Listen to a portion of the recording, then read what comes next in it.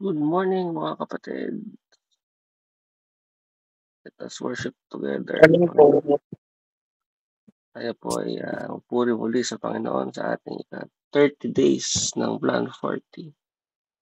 Holy Spirit, to invite you in the midst of us. Salamat po Panginoon sa bagong umaga. People, let us worship the Lord.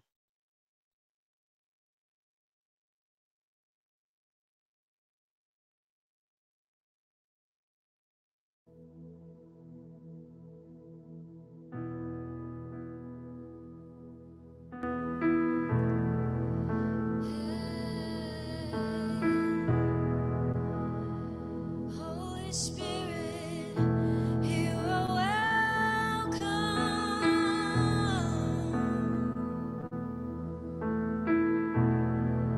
Come and fill this place right here, right now.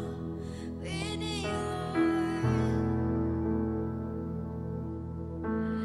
Come, Holy Spirit, fall on me now.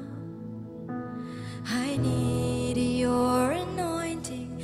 Come in your power. I love you, Holy Spirit. You're captivating my soul. And every day I grow to love you more. Come, Holy Spirit, fall on me now.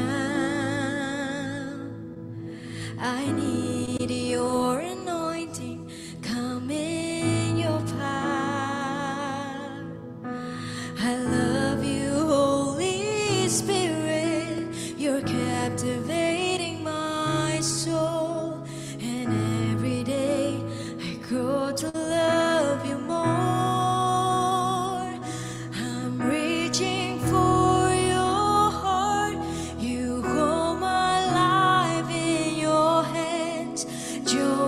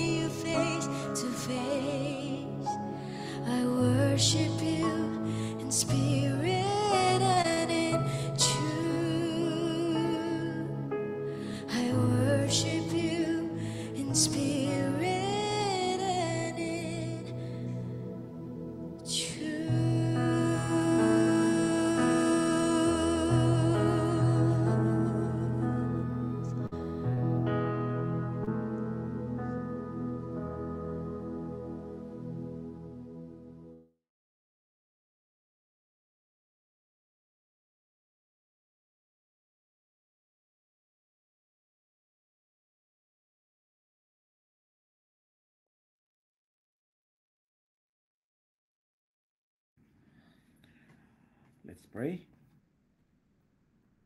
Father God, I praise you and I glorify you. Sa araw na ito, maraming salamat po sa aking mga kapatid na patuloy po na excited na bumabangon sa bawat araw para po mas lalo ka pa pong makilala, mas lalo ka pa pong ma-worship sa mga ganito pong mga pagkakataon. Sa ginagawa po namin na pag-aaral sa Plan 40 po. I pray na sa mga oras na ito, as your vessel, kayo po ang bahala po na kumilos at kayo po ang mangusap po sa bawat isa sa mga oras na ito. Tabihan niyo po ang bawat isa and take hold of our hearts and our spirit. Connect them to your spirit nang sa gayon po lahat po ng aming pong mapag-aaralan sa araw na ito ay maging kapakipakinabang at alam po namin magagamit po namin sa aming pong paghahayo po at pagpapalaganap ng inyong banal na salita for the expansion of your kingdom pagkat nalalapit na po ang inyong pong pagdating. Muli po, kayo po lamang ang mamutawi sa aking labi at tanging ang wisdom niyo lamang po ang mangibabaw sa mga oras na ito. Pinupuri ko po kayo, dinadakil at sinasamba sa pangalan ni Jesus. Amen. So, magandang araw po ba mga kapatid. Today is our day 30 na po sa ating Plan 40. So kahapon po, tinalakay po ng ating kapatid na si Jonathan ang depending on the Holy Spirit. So this week po is about the Holy Spirit. So konting ano lang man po, konting pagbabalik tanaw. Alam ko naman po na alam nyo naman na to. Pero to more about, to much elaborate po, no, kilalanin po natin ang Holy Spirit. Sino nga ba ang Holy Spirit? At ano nga ba ang Holy Spirit? So ang Holy Spirit po, no, ay sa Hebrew word, ito po ay ruach, na ibig sabihin po ay breath, wind, or spirit, and kodesh, which means or translate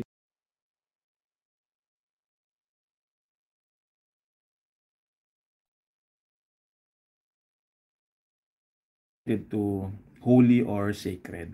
Yun po. Sa ibang translation naman po, ang iba pong ang kasabihan, ang meaning po ng Holy Spirit ay energy. Yun. So, kung mapapansin niyo po, lahat po ng mga bagay na nilikha ng Panginoon ay na may buhay has the Holy Spirit in it. May energy po yan. Lahat ng may energy sa paligid po natin ay may spirito po ng Panginoon. So kung para po sa akin, ano po, sa akin po kasi kapag, o sa atin na lang din, kumbaga sa atin po na mga busy po sa ating mga trabaho, sa ating mga ginagawa, sa ating mga ministry, ay minsan kapag tayo po ay napapagod, sa amin na lamang po ng mga nagtatrabaho, minsan pag tayo po ay napapagod, ano po ba ang unang-unang pumapasok sa isip natin kapag tayo magpapahinga? Diba? Siguro pare-pares po tayo ng nasa isip. Diba? Most of the time, tayo po ay nag-outing, yan, nagni-nature tripping, o kaya nagpupunta sa malapit sa nature.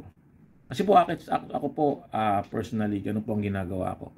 Kapag may mga time sa mga kapatid dito sa dormitory, katulad po, kapag nag-uusap po kami, kakaroon po kami ng fellowshipping outdoor, ganun po ang ginagawa po namin. As much as possible, gusto po namin yung malapit sa nature. Kasi bakit? Kasi po, nararamdaman po ng spirito natin yung connection po sa spirito po ng Panginoon na nakapalibot po sa nature. Kapag ako po, katulad yung pag umuwi po ako ng Pilipinas, natutuwa po ako na pinagmamasdan yung pagsikat ng araw, tapos yung mga nilikha ng Panginoon, yung mga bundok. Ako po parang yung pagod ko po ng mga ilang taon, ilang buwan ay nawawala. So, yung po ang spirit kasi ng Panginoon. So, papasin nyo po sa heart of the Bible sa John 3:16. The Bible talks about characters na ginamit po ng Panginoon, mga prophets, and God Himself. Katulad na lang po ng John 3:16. By the way, ang akin pong i-share po sa inyong araw na ito, nice pong share sa atin ng Panginoon sa araw na ito, is about Holy Spirit is the agent of salvation. So kung isipin po natin, agent of salvation. So kumbaga, sa mundo po natin ngayon, kumbaga parang sales agent. Halimbawa po ganito, may realtor or developer, tapos may bahay na ginagawa. So, ang bahay po na ginawa ng developer o ng realtor ay hindi po yan mabibenta kung wala pong agent. So, ibig sabihin, lahat po ng gumagawa, kumikilos, ay para mabenta po ang isang property, isang agent. So, gano'n din po sa Trinity. Ang Holy Spirit po ang kumikilos, or the Holy Spirit is one of the key agent sa Trinity, lalo-lalo po sa ating salvation. Diba kung mapapasin po natin sa John 3:16, alam po natin yan. It brings about salvation. Na it emphasizes that God tore the veil, o tinanggal po niya yung tabing na naghihiwalay sa tao at sa Diyos. Pero ano nga po ba ang kinalaman doon ng Holy Spirit? Malaking bagay po. Malaki po ang ginagawa ng Holy Spirit. Most of the time, nanineglect po natin ang Holy Spirit. Aminin po natin yan o hindi. Sa Bible, parang ang nangyayari po ay ang Holy Spirit po ay laging nasa behind the scene. Pero ang hindi po natin alam, ang Holy Spirit po ay nung una pa lamang, mula una pa lamang, ngayon at sa darating na panahon hanggang sa katapusan, ay may ganap po ang Holy Spirit. Kung papasinin po natin sa Genesis, it talks about, sa Genesis 1, it talks about yung pagkilos ng Holy Spirit nung hindi pa nililikha ang sanlibutan. Mababasa po natin sa Genesis chapter 1 verse 1 and 2 that the Spirit of God is above the waters, o nasa ibabaw siya ng tubig. So nandun pala, una pa lang andun na ang Holy Spirit. Andun na siya, present na siya. Sa Genesis chapter 2 verse 7, nung nilikha na ang tao. Ano sinabi ng Panginoon? And He breathed life sa nostril po ng ni Adan. So, yun po yung Espiritu ng Panginoon. At ang Espiritu rin po ang nagbibigay ng mga gifts po natin. Siya po yung siya po ang nagbe-bear ng mga fruits. 9 fruits of the Holy Spirit. Siya po yan. So, in an essence, the Holy Spirit is described in the Bible as a key agent in salvation, working to convict people of sin, regenerate them, and ultimately lead them to faith in Jesus Christ. So meron lamang pong anim, medyo marami-rami po ito, pero papaikliin ko lamang po. 6 na pointers na ginagawa ng Holy Spirit sa ating salvation, o yung work niya sa salvation once na tinanggap natin ng Panginoon. Unang-una po is the conviction of sin. Yan, mababasa po natin yan sa John chapter 16 verse 8 to 11. Sabi po rito, pagdating niya ay kanyang patutunayan na mali ang mga taga-sanlibutan tungkol sa kasalanan, tungkol sa katuwiran at tungkol sa paghatol ng Diyos.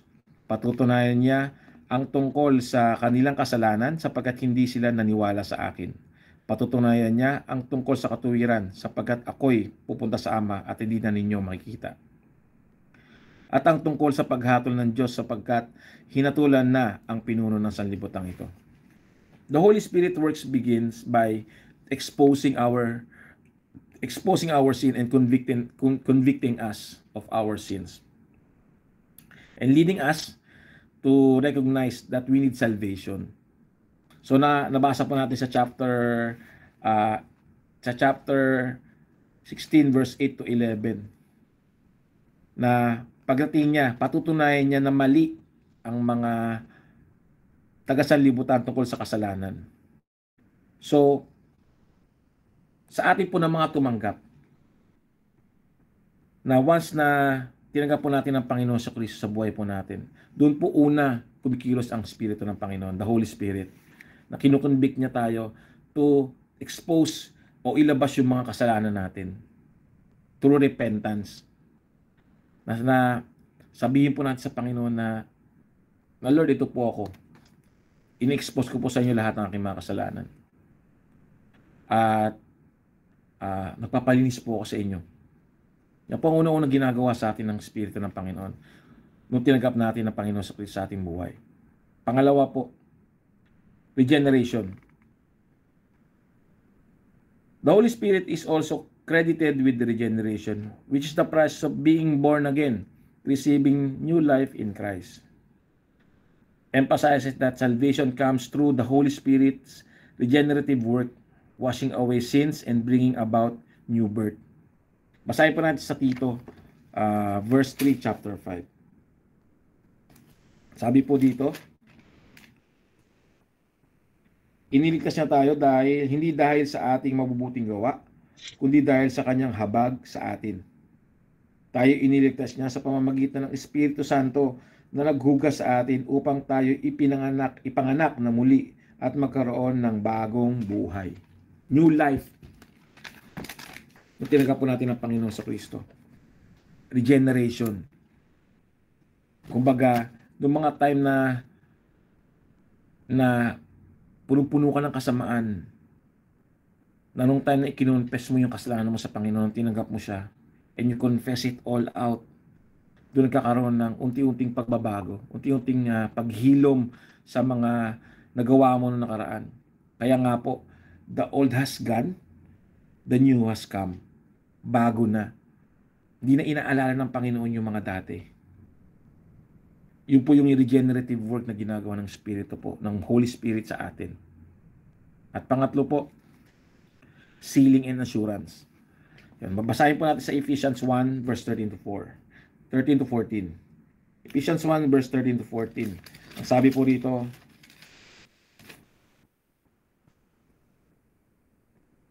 sa pamamagitan ni Kristo, kayo rin ay nakarinig ng salita ng katotohanan, ng magandang balita na nagdudulot ng kaligtasan at sumampalataya sa Kanya ay pinagkalooban ng ipinangakong Espiritu Santo bilang tatak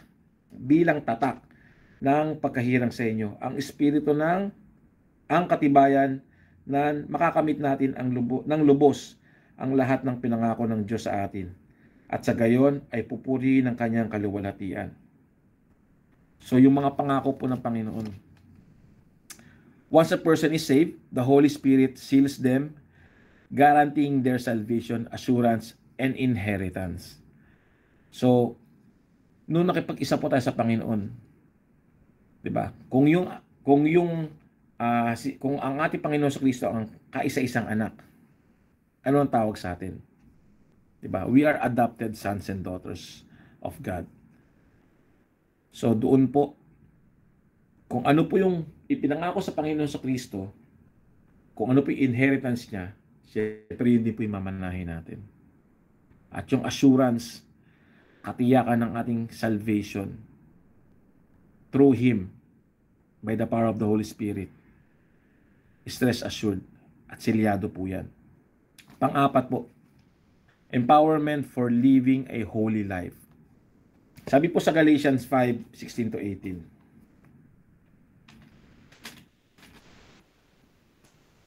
Sabi po sa Galatians 5:16-18, sinasabi ko sa inyo, mamuhay kayo ayon sa Espiritu at hindi ninyo pagbibigyan ang mga pagnanasa ng laman.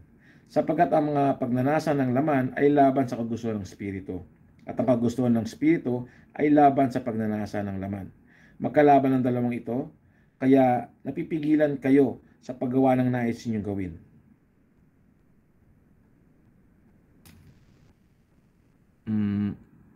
Yan.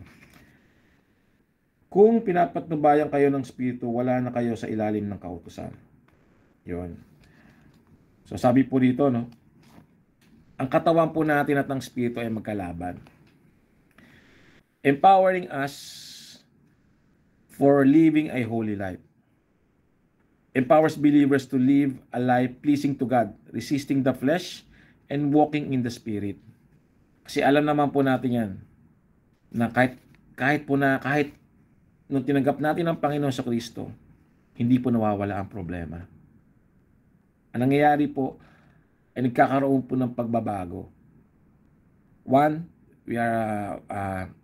He convicts us, the Holy Spirit convicts us of our sins, para po unti-unti mabago po tayo, regeneration, and assuring us na hindi lang po sa pagbabago, kundi meron po tayong assurance na makakamit at inheritance. At tinutulungan tayo ng Espiritu sa pagbabago natin unti-unti, glory by glory. Kaya nga po, tandaan po natin, ang Espiritu po natin at ang katawan ay magkalaban. So kung mas malakas ang katawan mo, mas malakas mo siya, mas pinapakain natin ang katawan natin ng mga physical na pagkain, dapat mas doble yung Espiritu natin na pinapakain natin. Bakit?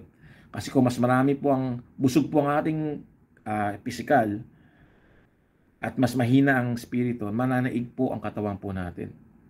Kaya po, sabi po ng Bible, mas pasiglahin po natin o mas palusugin po natin ang ating espiritu kaysa sa ating katawan para mapaglabanan po natin ang tukso. Nung tinanggap po natin ang Panginoon, binuhay na po sa atin yung espiritu natin na matagal nang namatay. So, ang dapat po natin gawin, ang kailangan po natin gawin, ay palusugin po ito ng palusugin. Gaya nga po na sinasabi ko sa mga kapatiran, kung meron kang salamin ngayon, spiritual mirror, at nakikita mo ang spirito mo, ano kaya ang spirito? Ano kaya ang itsura ng spirito natin? Ito kaya ay healthy, katulad na nakikita mo ngayon? Or baka mamaya malnourished na siya kasi you neglect yung pagpapakain sa kanya. At paano po natin mapapakain ng spirito natin? Through hearing the word, through reading the word, at higit po sa lahat, sa pananalangin, devotion natin sa Panginoon. Yan po yung mga pagkain po ng Espiritu na lagi po natin dapat na ginagawa. At panglima po, guidance and instructions. So ang spirito po natin ay hindi lamang po yan kasama natin. Kung hindi, yan po ang guide natin. Yan po ang ating teacher. Kasi kung papasinin niyo po, dati nung nakakagawa ka ng kasalanan, ang tawag natin sa kanya is konsensya. Pero ngayon po, na nasa Panginoon na tayo, ang tawag natin sa kanya ay spirito ng Panginoon na nagko-convict po sa atin. Pag nakagawa ka ng mali, ramdam mo na parang ang bigat-bigat kasi kinokonvict ka ng spirito. Kung dati, parang nakukonsensya ka lang, mahina, hindi siya ganun kalakas. Pero nung tinanggap mong spirito ng Panginoon and He empowers you, nagkakaroon ka ng malakas na conviction to do the good. Sabi po sa John 14:26. Sabi ko sa John 14:26.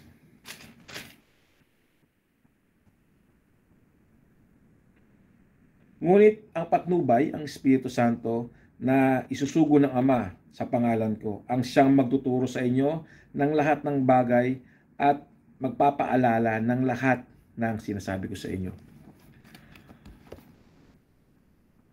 The Holy Spirit guides believers to understand God's Word, making wise decision and reminding them of Jesus' teaching. So nire-remind tayo ng mga katuruan ng Panginoon na ito sinabi ng Panginoon. Ito pala yung dapat kong gawin. So sa mga desisyon mo na dating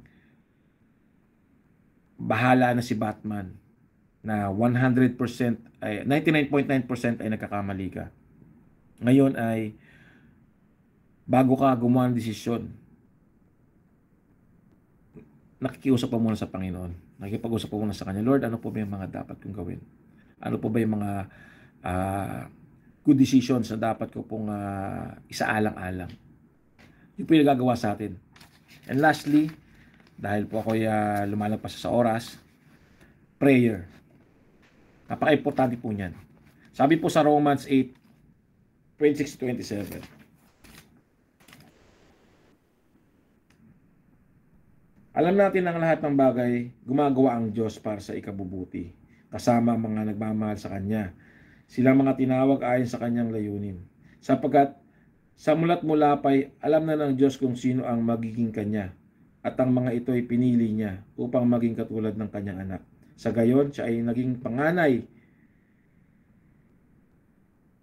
Tama ba ako? Wait lang po. 26-27. 26 pala, yun pala. Gayon din naman, tinutulungan tayo ng Espiritu sa ating kahinaan sapagkat hindi tayo marunong manalangin ng nararapat. Kaya't ang Espiritu ang namamagitan para sa atin at dumaraing sa paraang hindi natin kayang sambitin. At ang Diyos nang siyang nakakasaliksik sa puso ng tao ang siyang nakakaalam kung ano ang kalooban ng Espiritu sapagkat ang Espiritu ang namamagitan para sa atin ayon sa kalooban ng Diyos. So malino po, no? Sa mga time, o noong mga time pa na hindi pa natin kilala ang Panginoon. Hindi natin alam paano manalangin. Kahit nga po ngayon, na minsan, meron kang gustong sabihin sa Panginoon na hindi mo masambit. The Holy Spirit help us. Siya yung namamagitan sa atin. Bago pa natin sambitin, ipinaparating na ng Holy Spirit sa Panginoon, sa Diyos Ama. So, to end po mga kapatid,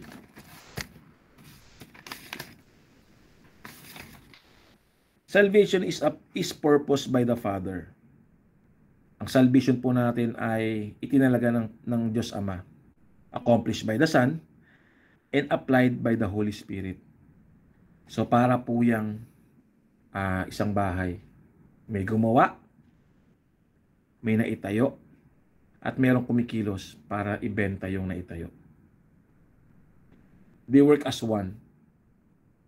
Kaya po, hindi po natin dapat na neglect ang Holy Spirit in our worship. Kung papasinin niyo po kapag tayo po ay nag-worship, lagi po nating ina-utter, Lord, let your Spirit fill this place.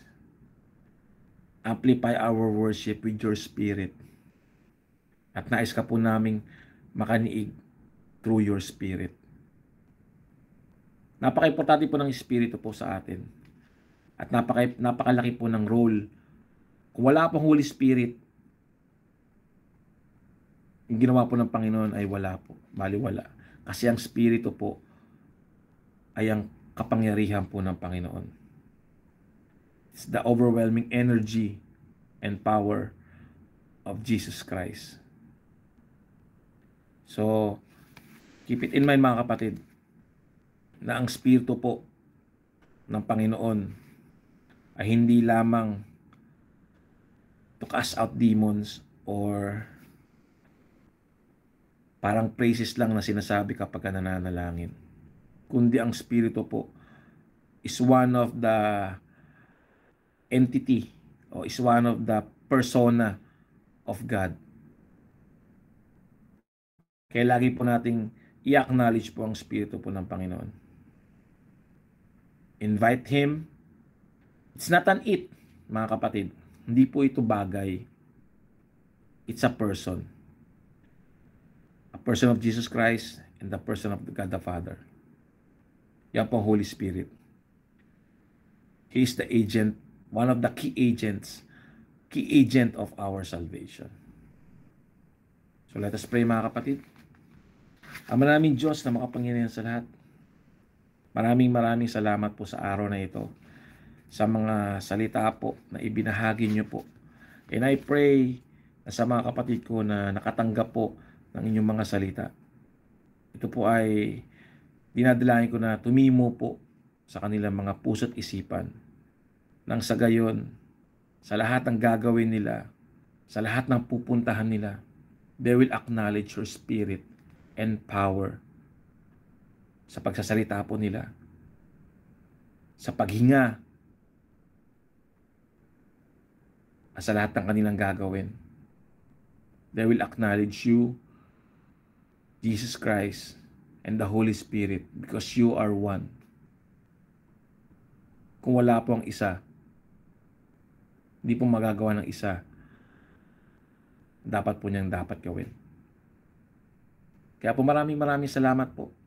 And I pray na sa mga susunod pa pong pag-aaral, mas lalo niyo pa pong palawakin aming wisdom about sa inyo, that we can boldly profess that you are the only one God na dapat sambahin ng lahat. Maging dito po sa Taiwan o saan man pong dako ng mundo, dalhin po ang aming mga panyapak. Maraming salamat po sa pagsama niyo po sa amin sa araw na ito. Sa iyo lamang po ang pinakamataas na papuri, pagdakil at pagsamba, magpakailanman, sa pangalan ni Jesus. Amen.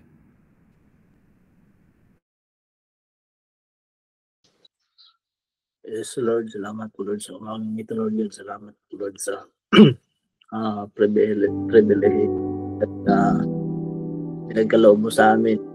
Kami malaya, Lord God, na there's mo Lord sa yung salita, Lord God, namin narinig ngayon, Lord. We need your Holy Spirit, Lord God, habang kami namumuhay, Lord. Ibabaw, Lord God. Lord, I pray, Lord, na ang Holy Spirit, Lord, ay yung connection namin sa iyo, Lord God. Aming buhay, Lord God. Magkaroon ng deep relationship, Lord God, upang lagi kaming makonvict, Lord God. Hindi lang kami, kundi, Lord, ng mga pamilya, mga mahal sa buhay, Lord God, na convict kami lahat, Lord God, upang magkaroon kami ng kaligtasan, Lord God. At Lord, I pray, Lord God, na bawat isa, Lord God, magkaroon ng intimacy, Lord God.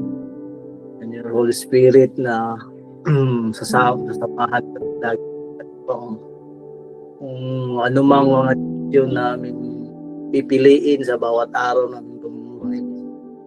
Ang mapipili po namin, Lord God, is pagsunod, Lord, sa kagustuhan mo, Lord God. Kaya, Lord God, kailangan namin, Lord God, ang pagsama ng sa aming buhay upang kami ay madaling Lord, pinapagtaan, Lord God. Hindi lang sa amin, Lord God, Lord, sa aming mga membro, Lord, sa aming mga churches, Lord God. Lord, I pray, Lord, na ikaw, Lord, mag-remind sa amin, Lord, na mamuhay, Lord, kasama banal na Spirit, Lord God, upang kami, Lord, ay maging victorious every day, Lord. For all Spirit in your presence, Lord. At ang lahat po, Lord, ay amin kiniklaim, Lord God, ang victory sa aming buhay while kami, Lord, ay pumuhay. Lord God, while we are waiting, Lord God, sa magbabalik ng Lord. At Lord, sa iyo lang namin dinapuri at pasalamat. Amen. Yes, Lord. Hallelujah, Jesus. We worship you. We glorify your name, Lord. Lord, we thank you, Panginoon, sa panibagong umaga, Panginoon, sa blessing, Panginoon, na pinagkaloob ng Panginoon. Lord, salamat, Panginoon, sa biyaya, Panginoon, na lagi mong binibigay sa amin, Panginoon. Ama, dinadalangin ko po, Ama, ang mga anak mo, Panginoon, na napapalayo na sa iyo, Panginoon. Lord, kumilos ka po, Panginoon, sa bawat buhay nila, Panginoon. Lord, katagpuin mo sila, Panginoon. Sila, Panginoon, ay naliligaw na, Panginoon, napapalayo sa iyo, Panginoon. Panginoon, hipuin niyo po ang kanilang puso, Panginoon, upang manumbalik sila sa iyo, Panginoon.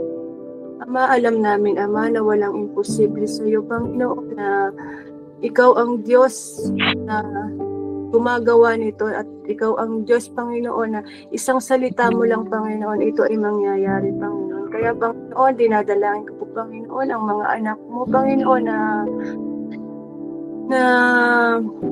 nakakalimutan ka na nila, Panginoon, na mas inuuna nila makamundo po. Lord, puin mo sila, Panginoon. Iparamdam mo sa kanila, Panginoon, na laging bukas ang iyong kamay sa kanilang pagbabalik, Panginoon. Sa aming mga pamilya, Panginoon, na hindi pa lubos na nakakakilala sa iyo, Panginoon, na hipuin mo ang kanilang mga puso, Panginoon. At alam ko, Ama, na darating ang panahon, Panginoon, na manunumbalik sila sa iyo, Panginoon, at the right time, Panginoon. Kaya, Panginoon, sa mga sandali ito, Panginoon, iparamdam mo sila sa kanila, Panginoon, ng init ng iyong pagmamahal, Panginoon, na sa kabila ng sa kanilang paglayo sa iyo, Panginoon, ay naandiyan ka parati, Panginoon, naghihintay, Panginoon, sa kanilang pagbabalik, Panginoon. Katulad lang, Ama, ng alibughang anak, Panginoon, na open arms siyang tinanggap ng Panginoon. Mas higit ka pa, Panginoon, na sa ganong sitwasyon, Panginoon, dahil, Ama, Panginoon, na ayaw mo, Panginoon, na may malayo sa iyo, Panginoon. Kaya, Lord, we pray, Father God, na i-convict mo ang mga puso nila, Panginoon, na manumbalik sila sa iyo, Panginoon. Na merong tao, Panginoon, na mag-share sa kanila, Panginoon, na ipaalala sa kanila na ikaw ang Diyos na makapangyarihan sa lahat. Kung may mga pinagdadaanan man sila, Panginoon, dahil yun ang naging dahilan ng paglayo nila, Panginoon. Lord, yakapin mo sila ng iyong pagmamahal, Panginoon, na iparamdam mo, Panginoon, na andyan ka lang parati sa tabi nila. Ang iyong banal na santong espiritu ay andyan palagi na handang kumatagpo, Panginoon. And Lord, we thank you, Panginoon, sa alam ko, Ama, na ikaw ang Diyos, Panginoon, na sumasagot, tumutugon ng aming mga dalangin. Kaya, Lord, we claim, O Father God, and we declare, O Lord, na may gagawin ka sa buhay ng bawat anak mo, Panginoon, na napapalayo na ng langit sa iyo, Panginoon. Iniwala kami, Panginoon, na ikaw, Panginoon, ang gagawa nito, Panginoon. Kaya, Lord, we thank you, Father God. Sa'yo ko binabalik, Panginoon, ang pinakamataas na papuri, pinakamataas na pagsamba, Panginoon, pinakamataas pagluwalhati sa natatanging pangalan ni Jesus na taga Nazaret. Lord, aming Diyos at mapagpalamang nasa langit. Once again, Lord, maraming salamat sa magandang umagang ito. Salamat sa panibagong buhay, sa panibagong hininga, Panginoon. At syempre Lord, maraming salamat po sa iyong mga salita na binaba niyo po sa pamamagitan po ng iyong anak Panginoon, si Arvin. Lord, thank you. Maraming salamat sa banal na Espiritu, Lord, na ibinigay niyo sa bawat isa sa amin na tumanggap po sa inyo. Nang sa gayon, Lord, nagkaroon po kami ng lubos na kaligtasan at lubos na pangunawa, Panginoon, na malaman, Panginoon, at maunawaan ang katotohanan at ang iyong mga kalooban, Panginoon. Kaya, Lord, sa umaga po ito, Panginoon, at panalangin po namin, ay bigyan niyo rin po, Panginoon, na spiritual na pangunawa, Panginoon, yung mga tao, O Diyos, na naliligaw pa, yung mga tao na hindi pa alam ng katotohanan, yung mga tao, O Diyos, na nasishare namin na yung mga salita, Panginoong Jesus, sa aming mga pamilya, Panginoon, even Lord, sa mga taong nakakasalamuhan namin, Panginoon, mga taong hindi pa lubos na nakakatanggap ng banal na Espiritu. Lord, dalangin po namin ano man yung mga harang sa kanilang mga buhay, Panginoon, mga spiritual na pagkabulag na gawa ng kaaway. Right now, we reject and we rebuke it in Jesus' name. And Lord, I pray, Lord, na sana, Lord, pagkalooban niyo po sila, Panginoon, ang spiritual na pangunawa ng sa gayong, Panginoon. Lubos silang maunawaan ang katotohanan at ang iyong mga daan, Panginoon, kung ano po ba, Lord, kung ano yung kalooban niyo po sa bawat isa sa kanila, Panginoon. Kaya Lord, sa umaga pong ito, Panginoon, sadyang napakabuti mo po, Panginoon, dahil una sa lahat, Lord, kami pinagkalooban niyo na ng mga bagay na ito. Yun naman, Lord, yung hiling namin sa mga tao, Lord, na naliligaw pa. Yung maunawaan talaga nila, Lord, kung ano po ba, Lord, yung tunay na katotohanan, Lord, kung ano po ba yung kalooban mo nang sa gayon, Lord, maunawaan nila, Lord, ng kahalagahan, Panginoon, ng buhay ng isang tao, Lord, na hindi lamang dito nabubuhay, kundi, Lord, maunawaan nila, Lord, na kailangan nila, Lord, magpasakop sa inyo, kailangan nilang sumuko sa inyo, Panginoon, sapagkat wala po kaming magagawa, Panginoon, kung malayo po kami sa iyo, Panginoon. Kaya, Lord, salamat po sa umaga po. Salamat sa iyong salita, salamat sa banal na Espiritu, salamat sa iyong presensya, sa lahat, Lord, ng binibigay niyo po sa amin. Maraming salamat. Patuloy ka po namin itinataas, pinupuri sa mga oras na ito. Maraming salamat po. Ito pong aking dalangin. In Jesus' name I pray. Amen. Salamat, Holy Spirit. Salamat, Panginoon, sa mga buhay na natutumayin sa platform na ito.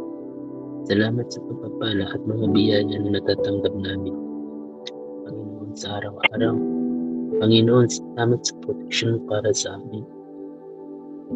Sa pamilya namin, maraming salamat, Panginoon. Salamat sa mga salita, Panginoon, na binaba mo sa amin. At sana, Panginoon, bawat salita mo ito ay tatapos sa buhay namin. Ito ang makita ng ibang tao na hindi pa nakakakilala sa iyo, Panginoon. Paano ka buti, Panginoon, lalong-lalo na sa mga nananampalataya sa iyo, Panginoon. Salamat, Panginoon, sa mga guidance o, Panginoon, narito may Panginoon nagpapakumbaba at humihingi ng kapatawaran sa bawat kasalanan na gawa namin sa araw-araw sa buhay namin. Ito po ang dalangin ko sa pangalan ni Jesus. Amen.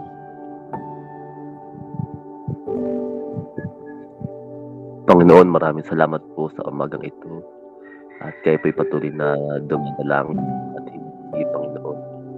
Pamagitan ng iyong banal na Espiritu na kayo po nagkaloob sa amin mga kaloob, Panginoon, upang maging gamit-gamit at kapakipakinabang, Panginoon, sa iyong kaharian. Kaya, Lord, salamat po sa umagang ito sapagkat alam namin na hindi lamang kami, Panginoon, na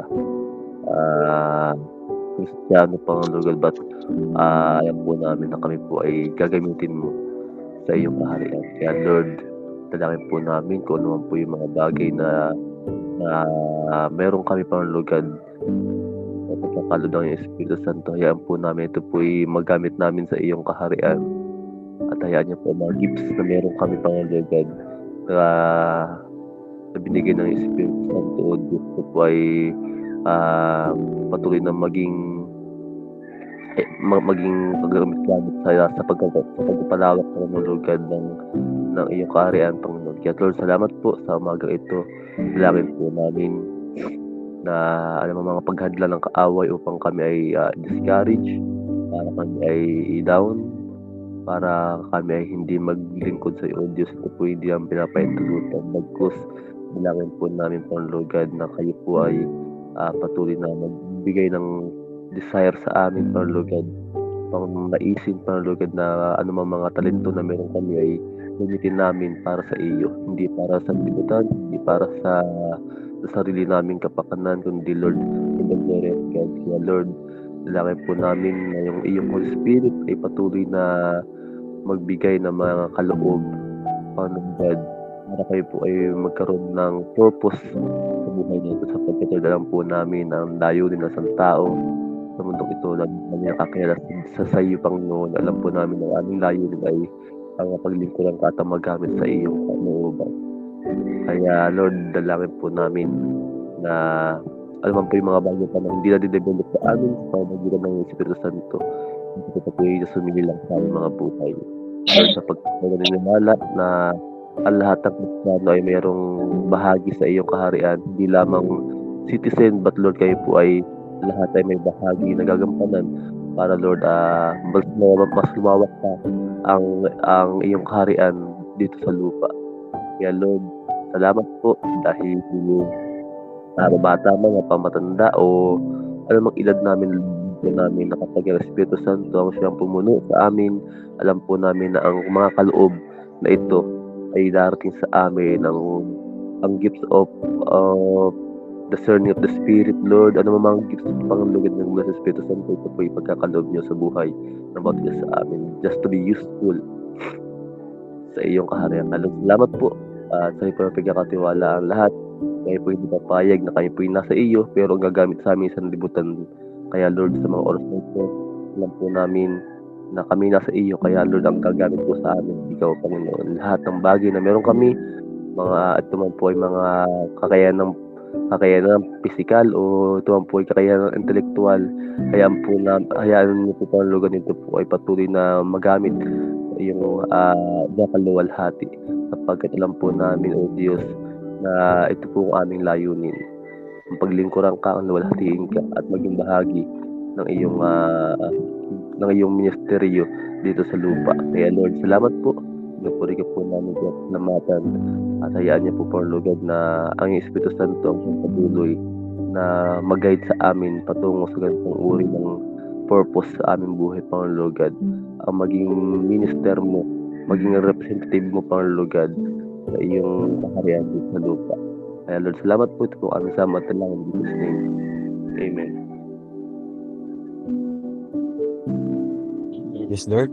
Sabi ito sa Acts 1, verse 7. It is not for you to know the times or dates the Father has set by His own authority. 1:7-8. But you will receive power when the Holy Spirit comes on you, and you will be my witness in Jerusalem and all Judea and Samaria and to the end of the earth. Father God, salamat, Panginoon, sa gift of the Holy Spirit, Lord, that lead us to salvation. Alam po namin, Ama, na without your Holy Spirit, Lord, all these things will hindi po mangyayari. Hindi po lahat ng bagay na ito, Panginoon, na ginagawa namin, kung wala po ang Banal na Espiritu, Panginoon, ay ito po ay walang halaga, Panginoon, sa inyong harapan. Panginoon, salamat po sa Banal na Espiritu na binigay niyo po sa amin. Ang Banal na Espiritu po na siyang nagabay po sa amin na maging holy sa paningin niyo, Panginoon. At salamat po sa Banal na Espiritu, Panginoon, nagkaroon po kami ng tapang na harapin ang mga pagsubok sa buhay. Salamat po, Panginoon, sa Banal na Espiritu, Panginoon, dahil sa Kanya po ay nagkaroon po kami ng tapang na ipahayag ang salita mo, O Diyos, sa mga tao na hindi pa nakakilala. Salamat po, Panginoon. Dahil sa Banal na Espiritu, Lord God, ay kami po ay nagiging victorious, Panginoon, Lord God. Salamat, O Diyos, sa gift mo, Panginoon. Dahil sa Banal na Espiritu, O Diyos, ay kami po ay nagiging matatag, matyaga, Panginoon. Salamat po, Ama. At patuloy niyo po kaming gabayan sa aming mga buhay. Patuloy niyo po nga panghawakan ng aming pananampalataya, O Diyos. Patuloy niyo po kaming hubugin, Panginoon. Uwawin pa, Panginoon, sa inyong salita. At salamat po sa Banal na Espiritu na siyang nag-guide po sa amin, Panginoon, sa araw-araw. Salamat po, Ama. Wala po kaming magagawa kung wala ka sa buhay namin. Hindi po namin, O Diyos, kaya kang papurihan sarili naming gawa, kundi kami ay magre-rely, Panginoon, sa Banal na Espiritu na siyang binibigay niyo po sa amin. Kaya po, Ama, I pray, Lord God, na magkaroon po kami ng tapang boldness, Lord God. We stand our faith, Father God. At salamat, Panginoon. At dahil sa Banal na Espiritu ay nagkaroon po kami ng conviction, Panginoon, sa araw-araw. Salamat po, Diyos. Patuloy niyo po kami pagpalain. Ang pamilya, Panginoon, sa aming kami naroroon, Panginoon, ay ikaw po niyo po kami sa banal dugo ng Panginoong Hesus. Salamat po, Ama. Ikaw po ang aming tinataas, pinupuri, sinasamba. Sa pangalan ni Jesus. Amen.